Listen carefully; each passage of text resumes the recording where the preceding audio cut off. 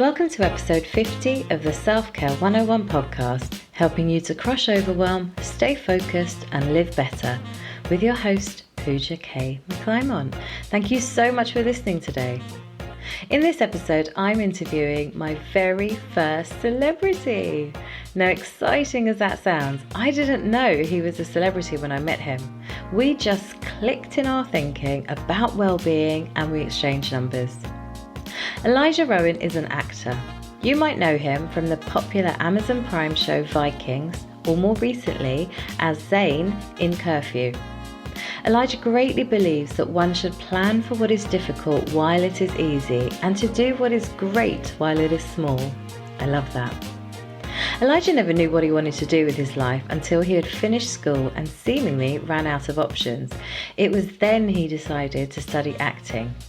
After graduating Irish Theatre School, he decided to give his all to acting, and after great struggle and highly unconventional methods, an agentless Elijah found himself on the set of history's Vikings. Shortly after, he landed himself leading roles in other large-scale productions. Rowen is determined to use his trajectory to immerse himself to the fullest, not only in front of the camera, but in the writing, producing, directing, and every other element of this many-layered industry. As well as being a great young actor, Elijah is definitely an old soul. He has such an open and grounded outlook on life and being well that I am inspired by him and the future that he will affect for generations to come. In this show, we talk about self-love and how it applies to men. We discuss what Elijah does in his own life to keep himself well, especially in his often volatile and stressful industry. I hope you enjoy this show as much as we did making it. So let's get to it. Hi, Elijah. How you doing, Puja? Good to see you. I'm good, thank you. Oh, so good to see you. I mean, when was the last time we saw each other? It was at a party, wasn't it, at the Ice Bar? It was at a party in the Ice Bar. There was wine and all sorts of wonderful things being had. Yes, lots of cocktailing, more for me, because I believe you weren't drinking that evening. I wasn't drinking that evening. No. I was detoxing. You were detoxing, good man. Yeah. But interestingly, that evening, I fell for you that evening in terms of your personality and your calm. Like we were in a frenzy. We were in a party, you know, like it was a high vibe party, and you were just so chill and so grounded. And obviously, we were yapping all like for ages, weren't we? We were indeed. And you obviously you stayed with me in terms of my heart, my energy and things like that. And it was amazing. I mean, we talked about coming on one of my retreat that I was going to be hosting in India actually next month. And I was just very much inspired by you. And I wanted to see a way of us working together. If there was ever something that we could do together, obviously I'd love you on one of my retreats. But I was really grateful that you agreed to do the podcast, because this particular show is something that I know I mentioned it at the top of the call with you, but I always actually wanted to work within the sort of high profile person celebrity space. And it was inspired by Amy Winehouse, actually, because I found her passing, the circumstances of her passing, really devastating on life. And it was like, they're doing such wonderful things. Like she was bringing such beauty to the world. And yet she couldn't cope with it for, you know, various reasons. And that's based on so many things, obviously the people around you and how you grow up and how you stay grounded. And something that I felt really inspired by with you was how grounded you were, how chill you were. And, you know, I was a little bit, you know, in the sort of fan zone because you've been in Vikings, which is an incredible show, right? That's right. Yeah. Yeah, so I think what we'll do is, why don't you introduce yourself, because I'm yapping too much now because I'm overexcited. You introduce yourself and then we'll take it from there. And today we're going to talk about self-love, so I'm looking forward to this. Lovely. So am I. Well, look, you've already bigged me up a lot there. I don't really need to big myself up anymore. I do a bit of acting and other things in the film industry. I've done a couple of shows already, Vikings, Curfew, a couple of sort of indie films. What's more interesting is the things that are to come. But I'm on a journey, and And we're going to find out hopefully some interesting stuff today about this topic you're referring to, and hopefully I can shed some light on it and inspire somebody. Yeah, no, absolutely. So something that I wanted to talk about was basically that I've been talking about self-love all of this month, and I've been getting a lot of attention from women about it, which is sort of the natural way it goes. A lot of women are, tend to not put themselves first, and then they'll have kids and they don't do it again. But it is something that affects men as well. And I was really interested in your opinion on how a man, because even the words self-love, I don't like to use them because I feel that they're a bit too fluffy and not quite what the sentiment means. Essentially, self-love is your self-esteem, your regard for yourself and who you are. But with self-love, it does fall into that space of having regard for your happiness and well-being. And from society years ago, our parents, men have sort of grown up to obviously man up and don't cry and things like that. And they've just got to go and provide, and they've got to have these high profile careers and their way and stuff. But obviously within that comes stress and comes imposter syndrome and insecurities. And we know that, especially I feel like right now in the world that we're in, men are potentially more insecure than women are. Right. So, just share your thoughts. But my thoughts on that are, look, you've got it bang on. I mean, it's this whole, men and women are taught to be a certain way, I think, from a young upbringing. Men, and one thing with regards to how men are taught to be is there's this sort of macho thing in I was going to say modern culture, but since I think probably the beginning of time, that men must be a certain way. And here's it, and I'll go straight and I'll get heavy for a minute, but more men commit suicide than women. Now, I had a little theory into that, that when you cry, right, because I know, many friends who are men and women, the men cry very little, the women cry a lot. Now, when you cry, for instance, when the going gets tough and you break down, there's a reason why your body wants to break down. And it's because it's releasing these chemicals in your brain, releasing this tension, blah, blah, blah. But men are taught actually that crying is not okay. That's embarrassing, which is crazy, by the way, because it's natural. And there's a reason your body wants to do it. But men seem to want to hold this back, and women seem to be more okay to do it. And the women are right. If you want to cry, you should cry. And I think that maybe even that suicide statistic might have something to do with simply this macho thing of I'm not supposed to cry. If you don't release this stuff, and not only crying, if you don't talk about this stuff, which men are very scared to do, I'm actually feeling terrible, man. I'm feeling really insecure. I'm feeling anxious. Blah, blah. There's this lad culture, let's go for a few pints and we're all tough. And they'll almost belittle women sometimes and this stuff, and because it's cool and it's macho. And this is very, very dangerous mentality. And this is happening around you because you're a young guy. You're younger than me, right? You're in your 30s? Yeah, I'm 25. In my 30s. Oh gosh! Oh my gosh! You're 25. Wow. Okay. So I thought you were in your 30s because obviously the way we've conversed. Well, I'll take it as a compliment. It's totally. No. It's that whole you're wise beyond your years kind of person. But okay, so you're 25. Well, then this is even more interesting. So do you still feel as a 25-year-old within your peers that macho culture and that's being scared to cry still exists? It completely does. It does with people who are outside of my close circle. I've got a close circle of people I really trust, and we, it is so important to us that we always, it's something that saved me, that keeps me grounded, that keeps me happy, is my close little circle of people I trust, because I will talk to them about anything. I will talk, you know what I mean? And sometimes a therapist is necessary, but for me, I don't think it ever would be, because I've got 5, you know what I mean? Yeah. And I think that's a very, very healthy thing. And there's never any judgment.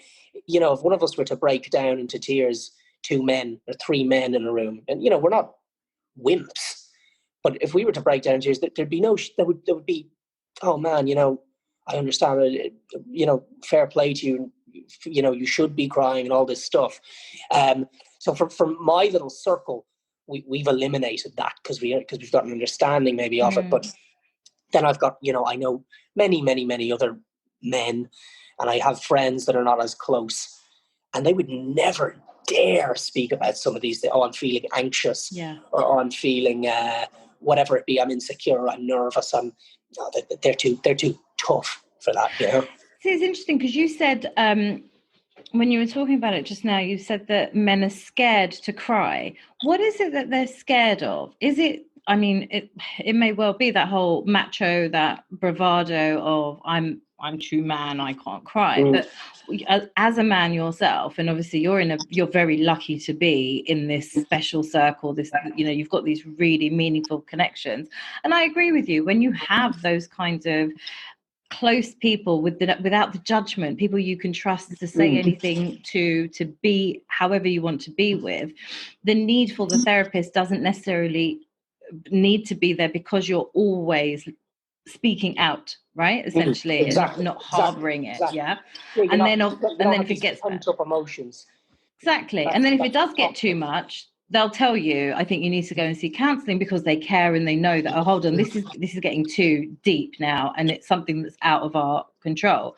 So you're very, very lucky with that. But what is it that makes men scared to cry? I guess it's fear of judgment. It's fear of being judged by other men, and maybe in their heads, even women. Oh, the women will find me less attractive.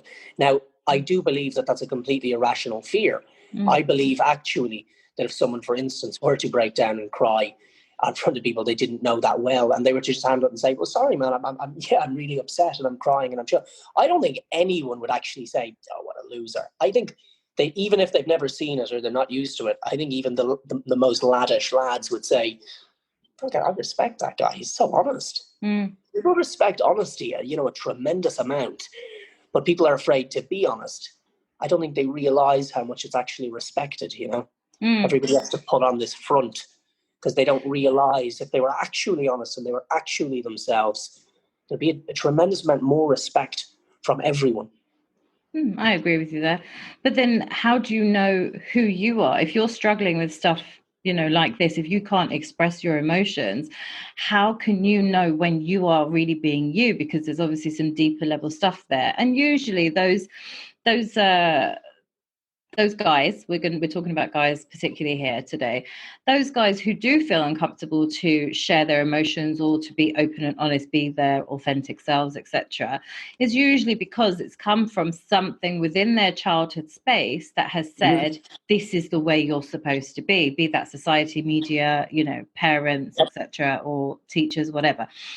There's something there, and it's hard to undo that if you completely become attached to it, because you get this opportunity sort of after puberty going into those teens and adulthood, where you've got two roads to take. The one is the one conditioned by your childhood, or one is to explore who you are and become who you are. And I would say the majority go with what they've inherited, and it makes it harder. 100%. And look, that's the journey of life, really. Ultimately, is figuring out who you are. And if we were all, I'd like to think I'm relatively what they call, I think, mindful. But if I always knew 100% what I was feeling, and I could control my body and my emotion, like, oh, I know exactly, I'm feeling this way for exactly this reason, well, then I'd be a superhuman. I can't do that. But I think the journey of life is to keep getting closer to that point. But look, you're right. I think 99, I think it's that high. Like, I think 99% of people don't really have a clue who they are, don't really have a clue what they're feeling. They're just covering it all up. They're masking it all up, and they're trying to be who society would have them be. Yeah. No, I agree. So how did you and your friends, I guess, build that trust and that openness, that safe space? Because that's also a bit of a holy grail, I think, within friendships. I was lucky to have that, because a lot of my friends came from my late teens, sort of 18, 19, 20, like the core of my friendships. And these are really old, like 20-odd-year-old relationships now. And I still have quite a lot of them today. But with yourself now, you're 25 and you've managed to create this amazing group of people where there's no judgment, and you're in a time where technology, and I know we're going to talk about social media shortly, but social media is in play. How do you get to be authentic now in this life? That's a good question. I think the key to authenticity, I guess the first step to it is probably honesty. And that's, once again, that's easier said than done.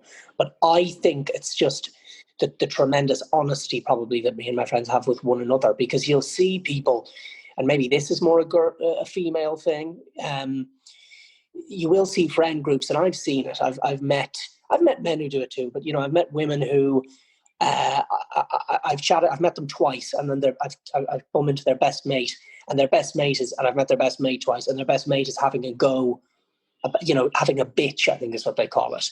And it's like, and I think, why are you guys not just more honest with each other? If you're trusting me to slate your best mate this much, that doesn't seem right. Why don't you just be honest with her and tell her that you think she's X, Y, and Z? So I guess honesty maybe is the first key to authenticity and figuring out who you are. And I do believe that this concept of trying to be somebody else is very silly, because the world, if you're trying to aspire to be like, X, the world already has X. The only thing the world doesn't have, the only thing you can offer the world that it doesn't have, is you. That's so beautiful. I think that's a key, Yeah, that's really beautiful, and agreed. That is absolutely it. Because Oscar Wilde said, there's a beautiful quote by Oscar Wilde that a lot of people, that may be where it's come that's from. probably where it is. It's about, it's basically about stop comparing yourself to others, because the world needs you, or you are beautiful as yourself. And I can't remember it now, and that's going to annoy me, but it's something like that. And it's exactly that. And I know that it resonates with so many people. Like, the world needs you to be you, and it is so hard to do that. I know that, like, with the work that I do, the work that you do, it's you've got to carve this niche about yourself. I'm sure it's very competitive in your world with the work that you do. And it is hard to define, okay, who am I? Am I okay with that? And then how do I bring that to the world? And how do I meet people who are sort of at the same, not level in terms of hierarchy, but, in the same space as me, who are going to be authentic? Because it's important to have those kind of relationships. And did you and your friends just sort of, how did you become friends? Did you grow up? Is it through work? So, when I say me and my friends, I guess I'm quite close to a lot of members of my family. So, friends and family. And how did we meet? Different. I went to acting school. I met a couple of my closest friends there. And, I guess we've learned from each other a tremendous amount, probably from being honest with each other. I guess that's probably where it started. Sometimes brutally honest. Sometimes it might revolve in some funky confrontations. But then, it's real, right? Yeah. Because the friends that you've never had a go at, and we've had some mad altercations. I won't get into this, but the friends that you've never had an altercation with, and it's rare, but the friends that you've never had an altercation with, that's weird. Why would you never have an altercation with someone? Are you pulling something back? Are you covering something up? Are you not being honest? Because there must be disagreements, and then eventually you'll probably find an agreement. That's not like you must disagree. Yeah. You will come to a conclusion. But so I guess we found each other through different little walks of life. But there is a thing, I think, with acting in particular, and this is probably what attracts me to acting, is that it's psychological. I love music, and I love painting, I love architecture and this stuff. But why probably I sought out being an actor was because the more you know about yourself, the better actor you will be. And if you don't know yourself, you're not a good actor. There's no way. So for me, I found it interesting that this was the craft that you could be an unbelievable painter and you could commit suicide, Vincent van Gogh, right? I'm sure you could be an unbelievable actor too. Of course, there's many actors that have been severely depressed in this stuff, probably later on. But there was probably a point where they were really happy and they really figured out who they were. And that helps with the craft. And so it's to be able to improve yourself and your craft simultaneously is very... it's rewarding, it's a nice feeling. And we've all been, a lot of my friends are actors. So I guess we're on this journey of self-improvement self-love, as you said, and improvement of the craft, and they all marry together.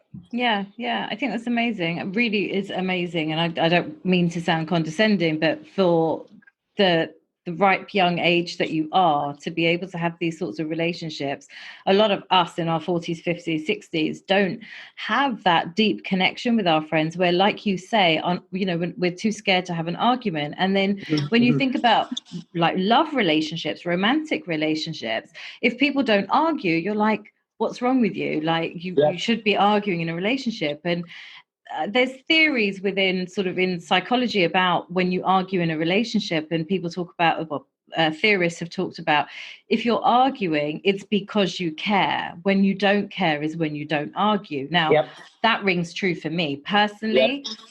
If I really don't care about something, I just don't bother. I'm quite cutthroat. I'm very all or nothing, and I'll just cut it off. This doesn't serve me. That's it.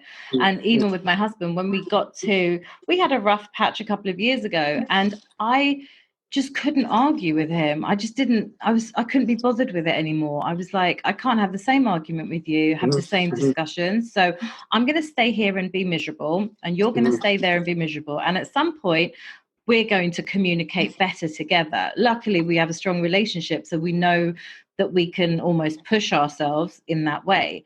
But I couldn't argue anymore. I was done. Like it was just too much.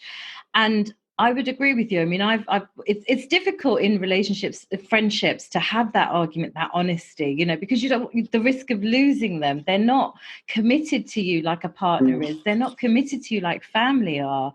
It's like, the friendship is so precious, you don't want to rock the boat, because making new friends can be so hard, right? And I also think that with what you were saying about women, we tend to be, as women, very judgmental of each other. Now, of course, we can talk about the media, we can talk about the beauty industry, fashion, etc., which influences that. We should all, I mean, I would love to look like J-Lo, but that sort of portrayal of the ultimate woman is quite a lot, and you're always you're chasing this unfulfilling prophecy, basically, with regards to being somebody else, essentially, like a J-Lo, a Madonna at the time, or whatever.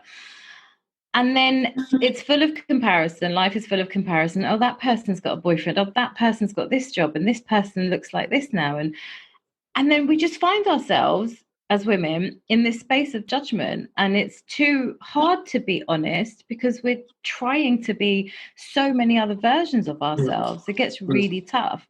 I think men have it not easier, but you guys, like when you were talking about when you brawl with your guys, you'll have it out, but you move on quicker. Yeah, oh, certainly. Look, 100%, I think maybe men are, I don't want to say less sensitive in that way, but there is an element of that. A guy can actually punch another guy in the face, and they can actually somehow be fine a few hours later. Yeah. But I think as well, when we talk about like arguing, that sometimes it's important. I think the term argue is negative, so I don't want to say that arguing is essential or anything. I think stating your points, your conflicting points, without arguing maybe is essential. And I think, and that's when this term mindfulness that gets thrown around a lot. These are silly terminologies, but people seem to understand what they mean, so I'll use them. This term mindfulness, for instance, if I get into an argument, I think I must be mindful to say, well, okay, I actually got very angry there, and because I got angry, my view was skewed.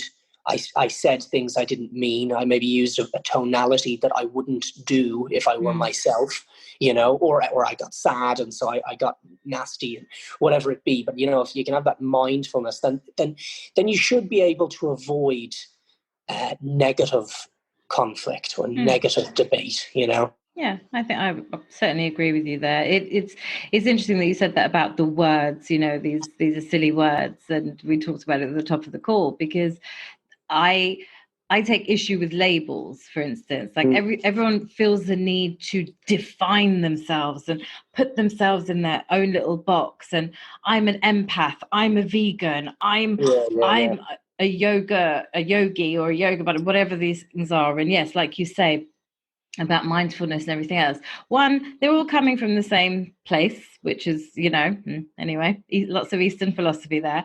And two, if it ain't broke, don't fix it. Like that's kind of like it's meditation was fine as meditation. The same thing that you're getting from mindfulness, babe, is what you get from meditation. But you're making it harder for yourself because you're saying that, oh, I can't meditate, I can't empty my head. Meditation is not about emptying your head. It's about accepting what's in your head and letting it go, or releasing it, or accepting that, okay, I've got quite a lot of things to do this week, but it's okay because I've got the time and I will delegate. And you can do that within meditation. But no, we've got to call it mindfulness in order for it to be, and then put some science behind it because, but it was fine for the last 5,000 years.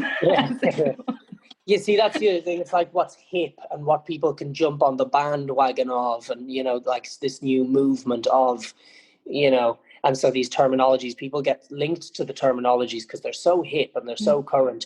They get linked to them without even having any understanding of them.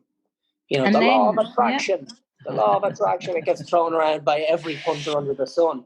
He's got no understanding of it. No, it's true that the understanding of it is definitely quite skewed. And I think, unfortunately, a lot of the law of attraction has been attributed to material gain.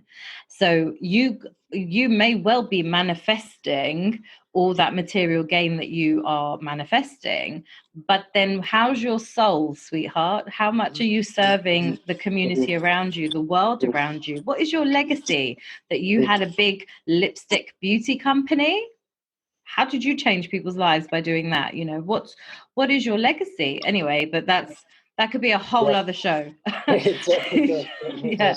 But with that whole labeling thing, I think it's really, when you start putting yourselves in this box, or you try to put yourself in a box, you're just adding more layers of trouble to something quite essentially simple. In essence, let's use terminology from psychology: self-esteem, self-confidence, self-worth, self-respect, self-love. I'm not so keen on, but it's very much about building yourself up and knowing who you are, like you say, about being authentic, being you. I think it's incredible as actors, young actors at that you guys are able to be authentic, because I can appreciate in your craft it must be quite confusing because you have to epitomize a role. I mean, obviously not like a Viking, because that's quite specific, so you could probably separate personalities there. But yes, when we look at some of the, when we look at actors, those that convince us of who they are, and then if you walk down the street and you saw them, you would be like, oh, that horrible man, but he was just acting, right? I think what you're saying is absolutely spot on, because they know themselves. They're able to be all these different characters that they are in their work. Exactly. But let's shift gear a little bit and talk about how you take care of yourself, because the industry that you're in, from where I'm sitting, looks quite volatile, quite competitive, quite intimidating, I think, and potentially overwhelming, especially if you're new coming in and you've got your sights set on somewhere you want to go. How do you take care of yourself in the industry? Because obviously you've got plans, right? And where you want to go as an actor or anywhere else in your creative work. Yeah. Well, it's okay. So I guess one thing when we talk about taking care of yourself that I think is important for the mind and the body, it's something that I think is often referred to as mindful eating. And what I mean by that is, because I hate this term diet, right? Because it sounds like it's a temporary thing or a negative thing or something like that. Yeah. But and I will have many pints if it suits me. And I'm a bit of a cake addict. I love sweets and sugar and all this stuff. I'm obsessed with it. But I'm always completely aware with what I'm putting into my body, completely aware. I know that this is a cake. I know it's got sweeteners and all the rest, blah, blah, blah. And then I say, okay, well, now I know I've got to eat a little bit healthier because I just say, this was unhealthy or so on. A lot of people will literally just wake up and they won't really think about what they don't even know what's in, they don't even know the makeup of white bread or any of this stuff.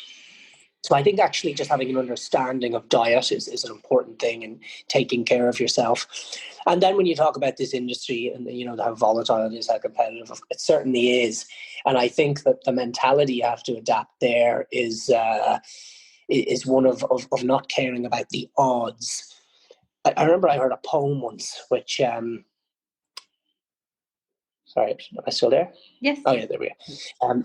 I heard a poem once about I can't remember how it went, but the general message was basically you've won a race among millions before you were even born biologically. As in sperm. Yeah. But it's like so that was before you were even born. Yeah. You won a race over millions. Yeah. So now you're actually born and you actually have a mind and you have control over your body. Why on earth are you intimidated to win another race over millions when you did it before you even had a mind? So that's something that I think about, like, don't care about the odds, man. It's actually in your hands this time. Because before you were born, it wasn't in your hands. Now it's actually in your hands. So I do believe anybody can do anything that they want to do. And I believe in talents, but I don't really believe in this concept of like putting talent on a pedestal. And I don't like when people refer to people as talented just because they're successful. Because I think talent is a small part of it. I think there's lots of talented people in the world. There's lots of people that can sing and they don't miss a note, for instance. And they've never even practiced. They've never trained. But they're unbelievable. But actually, they never get anywhere. And then you've got some of the biggest artists on the planet, and they had great struggle in even pitching. It took them years to even pitch, but they went and got it done because they have control over their lives. Yeah. So I think we just got to understand. You do actually have control. You have a way into any industry if you keep pushing. The path will open up. You will kick a door in sooner or later if you have that belief that you can achieve anything, that it is in your hands. See, this is all the stuff that I love about you. How are you like this? Were you born like this? Like, I mean... Well, that I can safely say no. Interestingly, how am I? I don't really know, but no, I wasn't born like this. I was a very shy kid with no sort of sense of who he was at all, even up to the age of 17. And if I was to look back, it's all a little bit blurry. I've got a great memory of certain things that happened a long time ago, but there's a certain chunk of my life that I don't even overly recall for some reason, because I was so maybe mindful, for getting back to this word, so unaware. And suddenly awareness just started coming to me. I don't think I'm bright, but I think what I do have is an ability to absorb information from anyone and anything. And I think once you literally learn from anyone or anything, you soak it in, you become very aware. Because I was so unusually unaware growing up. I was the weird kid. So I think maybe that helps. Maybe because I was sat back so much and just observed when I was younger, and now I continue to observe and also do, maybe. Okay, yeah, no, because you're so sure of yourself, and sorry to come back to your age again, but to be, of this age in the world of the media that we live in today, and social media, obviously, to have so much grounding, to have so much, not even level-headedness, awareness, like you're saying, to have so much awareness about self is definitely inspiring for me as someone older than you, because I've got a child, so I worry about what the world is going to look like when he is in his 20s. He's only 4 right now, but I am concerned about what the world will look like. And when younger people like yourself, somebody else that I'm very inspired by is Stephen Bartlett, who is, at 27, he was like the youngest entrepreneur in the world. He's an English guy. And he's recently started doing lots of inspirational conversations, very much along the lines of what we're talking about. And he's young, and I find him inspiring for the same reason that you inspire me, because you're saying that it is possible to stay grounded within this crazy world we're living in. And it's something to, I think, for older people to look at, to sort of say, if these young people are doing it, we've really still got time to be able to do this for ourselves as well, and not kind of lose ourselves in the race for life, I guess, in a way.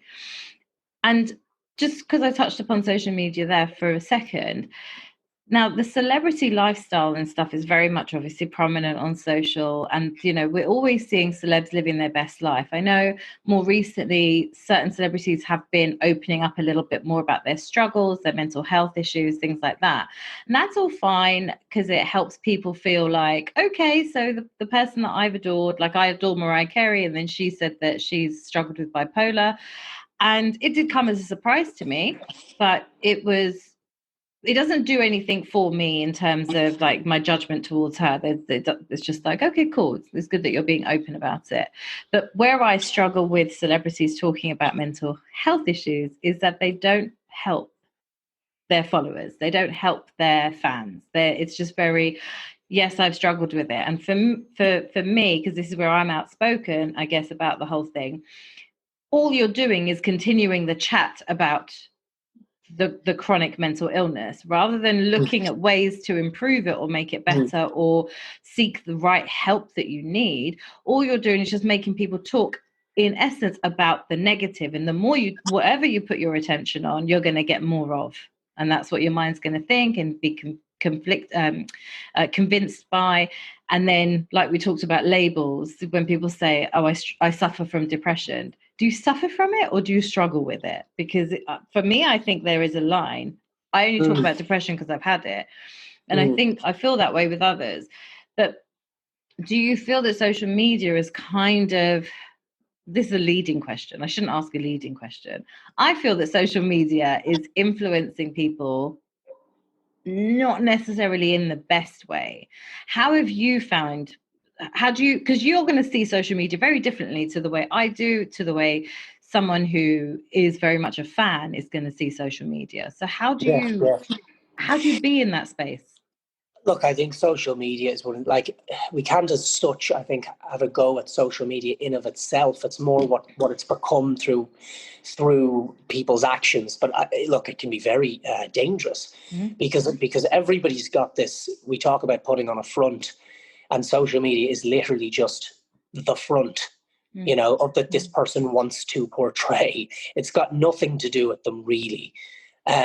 Most of the time, some people might genuinely have it for a bit of amusement, or a lot of the bigger people, bigger profiles, like with millions of followers, it's just a business tool for them. Yes. They're just putting out exactly what they want to put out. Yeah. You know, but people still don't understand. They actually somehow they think, oh, so and so is, you know, the happiest person on the planet, and they're loving life, and they're showing you exactly what they want to show you. And even your friend or the girl you fancy or who you're putting on a pedestal, they're also showing you, you know, most likely exactly what they want you to see. So, and it's the people just don't seem to understand this. It's literally this is who I want to be. That's what the social media is. This is who I want to be. It's not who I am, and but people's, even though they're doing it themselves, they still are putting people on pedestals who are so happy. A couple thing, for instance. The couple thing on social media is crazy. Tell me about that. What does that mean? Tell me. As in, you see people like, and smart people say to me, oh, have you seen how happy so-and-so are together? And I say, oh no, they just broke up. What? But they said they were in love on social media 30 times last week.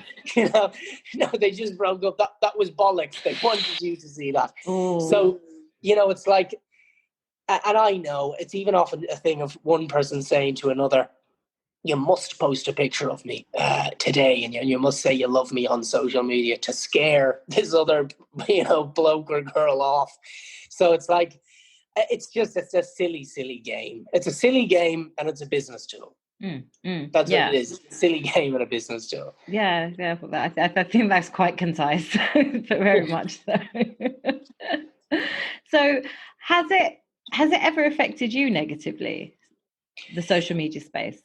You know, probably, you know, no, maybe nearly once or twice. You know, when I was younger, maybe a girl I fancy or something is like, oh, you know, oh, she's happier than me, or she's living a more fun life than me. I better post a selfie of a few cocktails, you know. But then that was a brief stint. I think I realized quite quick that this is a bit of a silly. It's quite a shallow thing. It's quite easy to see through. No, I can, Um, yeah, I but can see look, but that. it's a great business tool, man. There's Mm. money to be made off it. Oh, That's for sure. 100%. Yeah, no, 100%. Like I agree with you from the business side, and obviously those sorts of really high level celebrities who are like the Beyoncés of the world and the J Lo's. It's a business tool. They know what they're doing. To be fair, they have teams doing it. You're not talking to Beyonce or J Lo when you're messaging. You're talking to a social media team, and those that are savvy do know that. But I do worry for those who really have no idea and think that they are talking to and they are engaging with the actual celebrity. I mean, who's got that kind Mm, of time? Like, I struggle with my engagement, and it's very low, my engagement on mm, social media, because I don't want to be there so much. I know I need to be for my business, but mm. it takes too much out of my day, and it's very easy to fall down the rabbit hole of liking and commenting and then DMing and doing a video and making sure I've got a story. Oh, it's just, Definitely. it's, And look, I think if people took a step back and just saw it for what it was, I really think we could all have a laugh with it, and we can yeah, all see some cool pictures, and yeah. it's fine. But it's people's reactions that probably it can cause some, heavy mental issues, probably. Yeah. Oh, 100%, definitely. So your I think more so the self-love, the way you take care of yourself. I think it's fair to say that you're quite naturally aware something's happened in your life and you've opened up more to the world. I loved that you talked about mindful eating. It's something I talk about on my retreat. Actually, I teach people to mindfully eat, and the word diet has die in it. So I think that's already something. I think that's quite telling in itself, and 100% agree with you there. But coming back to men for a minute, what would you say to men with regards to when they see the word self-love? Like, I'm doing these new classes and I would love more men to come to them. I do work with a lot of men in my coaching practice, but I would love more men to come. So what would you, as a guy, somebody who does take care of himself, prioritizes his needs and still lives a pretty good life? Can you say that you're happy? Are you somebody who can say is happy? Yeah. I Excellent. hope I'm happy now, and I hope to be even happier in the future. But certainly, yeah. Excellent. So, how can men access this side of themselves? How can they take care of themselves in a way where they prioritize themselves? What does that look like? Maybe a term that might resonate with men more for some reason, because it sounds more macho. Maybe self-respect. Self-respect. I think maybe that would. I think no man would like to say, would, oh, I've got no self-respect. No man would Yeah. would say that. Yeah. So maybe that's because the terminology in general, as you know, is obviously so powerful, and like changing one word can change your perspective. Yeah, there is, I guess self-love, it's like mindfulness, it's like law of attraction. It's got a certain thing, a stigma maybe attached to it, doesn't it, that can discourage people. Yeah, no, definitely. And do you take part in meditation? Is that something that is in your life, or what kind of holistic things do you do? I do lots of stuff like that. Yeah, this exactly. I guess this is self-love, self-care. Maybe that's another term. I meditate when I feel I need it. I think some people, everybody's body is completely different, and some people, and I know people that need it every day, or twice a day, and some people don't, and I don't need it overly. But I do it. I certainly do it. I take part in it whenever I feel I need to, and I do ice showers a lot. Oh yes. A freezing shower. Lots of benefits to that. Mm. I'll do a breathing exercises quite a bit. That will help me clear my head. But there's so many things you can do, and it doesn't cost a cent. That are just so positive for your body, for that self-care, self-love thing that we're talking about. And I think people should really give them all a go, because not even that the same ones, not everyone needs the same thing, everybody's, even the chemical makeup in their brain and body is different. Not everyone needs the same thing, but there is things you can do for free out there that will change and benefit your life in a tremendous way. And that I just advise, I just advise everybody to look into. I'll drop a few things. Meditation, a few different kinds of it. Ice showers. There's a guy called Wim Hof that does these breathing exercises. Yeah. They're great. Give them a go. some people, this is not something I do, but they talk about like a list of things that they're grateful for. Yeah. There's lots and lots of angles. Things that really will just change your way of thinking. If you change your way of thinking, then even the chemical makeup in your body changes and your life begins to change, I think. Yeah, 100%. That's something that my clients see in the coaching. So when I'm doing coaching work with them, because it's not just a case of it's a talking exercise. Yes, we do the talking, but a lot of it comes down to, okay, what do you do to take care of yourself? I always start there. Like, yes, we'll work on you getting your promotion or whatever it is you want, but let's first start with how you take care of yourself, because if you're not taking care of yourself, that's why you're not getting the promotion, because something else needs to be done first before you can apply yourself or give yourself to that promotion. And I always say to clients, I'm like, I need you to trust in the process. I promise you it works. I know you want to get this promotion, or you want to become a size 8, or you want to get the partner, but we've got to go within a little bit. And that's always because what I'm doing is, let's fill you up first, and then we'll work on the external things that you've come here for, essentially. And even with those who are coming with self-love, or, I've been on a self-love journey and things like that, I'm always curious when somebody says I'm on a self-love journey. It's like, well, if you're on it, what's happening in it? Like, why are we here today? What am I helping you with at this point? And it's often difficult to answer that. It's like, I'm trying this, or I've read this book and it's like, okay, well, you've got to keep obviously doing that, because learning is essential for life. But then, are you doing too much? Sometimes we can go on the other side and read too much, and then that goes into overthinking, which then, it's a fine line. Then you start judging yourself, being more self-critical. It's a tough one.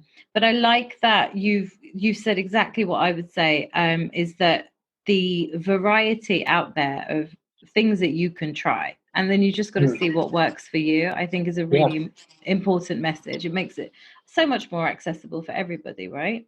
Yeah, completely. And even I'll just quickly touch on something that I saw the other day that I thought was very intriguing. And I don't even know I've heard they do work. There's this homeopathic medicine article that I was reading, right? And it was natural remedies not for anxiety, but for the 10 different kinds of anxiety. And they were explained in great detail. So if you've got a fear of X, Y, and Z, and blah, blah, blah. So that just made what that said to me, not even that these remedies work or that we need to seek them out or that we can't do it with our own mind. I think we can. But what it said to me was how different everyone's mind is. And so you really need to tune into yourself, and someone like yourself could help someone do that and figure out what it is that they need. Yes, that's it. Honestly, what you've just said is it's figuring out what you need. Everything is very general. Even when the celebrities talk about mental health issues, it's all very general, but you yourself, you have your unique story, your unique experience of life. Your traumas, Elijah, are going to be different to my traumas, to somebody else's traumas. And so you do have to bespoke it almost. You have to bespoke your self-love, your self-care, your mental well-being, all of that, your holistic therapies. Everything has to be bespoke to you, because you are uniquely different. No matter what, right? Do you get stressed? I hate getting stressed. So I do everything I can not to get stressed. Okay, great. For instance, I don't really show up to anything late, because then I know, because I don't like being late, because then that stresses me out. So I don't show up to anything late. I don't like too big. I'm not a clean freak, but I don't let my house get messy, because I don't like a big cleanup. So there's little things that stress me out.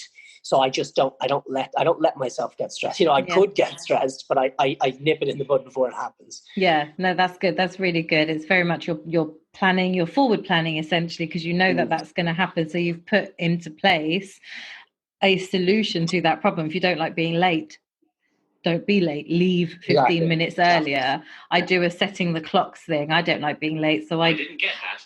Could you try again? Siri thought I was talking to him. God, are you listening? Sorry. So yeah, I don't I put some of my clocks forward so that I'm not late intrinsically, and everything flows better. So that's my sort of what's the word? That's like my plan B. But essentially, what you're saying, yes, I would prepare to not be late as well. I think preparation is key with those things. That's really good. That's a really good way of managing stress. So what's happening for the rest of the year? What does 2020 look like for Elijah Rowen? 2020 is, first of all, it'd be so easy to slate it, and everybody is slating it. But I do think whenever there's dramatic change, even if you look at the stock markets, for instance, right? If it's like, oh no, everything's gone to shit. Well, there must be opportunity now that everything's so different. Yeah. So the fact that it's given us a new perspective, surely even spending this time locked down by yourself or with your partner or with whoever it be, in change there comes growth. There has to, because it's in comfort that I think the growth might stop. So first of all, I'll say that's something that maybe we actually have to have gratitude for.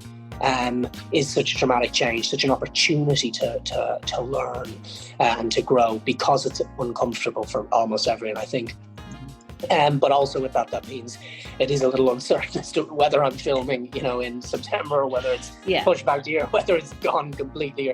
So I think there's some big stuff. I think I'm shooting hopefully 2 films and a bit of a series before the year's end. Maybe I'll film one of those things. Maybe none of them. But I think I've got a good feeling. I think there's some big stuff in the pipeline. Okay, good. Exciting. Well, thank you so much for doing the show. I was just looking at the time, and I see that we've run over. Because I adore you. There you go. It's a good thing.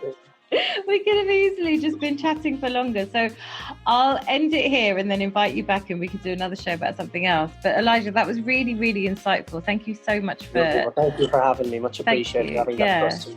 Thank you for your time. I think you are, as I said, I think you're incredibly inspiring, and keep living this best life of yours, like the way you're doing it, the way you're aware and you manage stress by not getting stressed. I love that. Yeah, I love your style too. Thank you very much. Appreciate it. Wonderful. Bye. Thank you. Thank you for listening to the Self-Care 101 podcast. If you enjoyed the show, I would love it if you would subscribe, rate and review so that other people like you can find the show. To find out more about me, you can follow me on the socials at Frankly Coaching, or visit my website franklycoaching.com. Talk to you soon.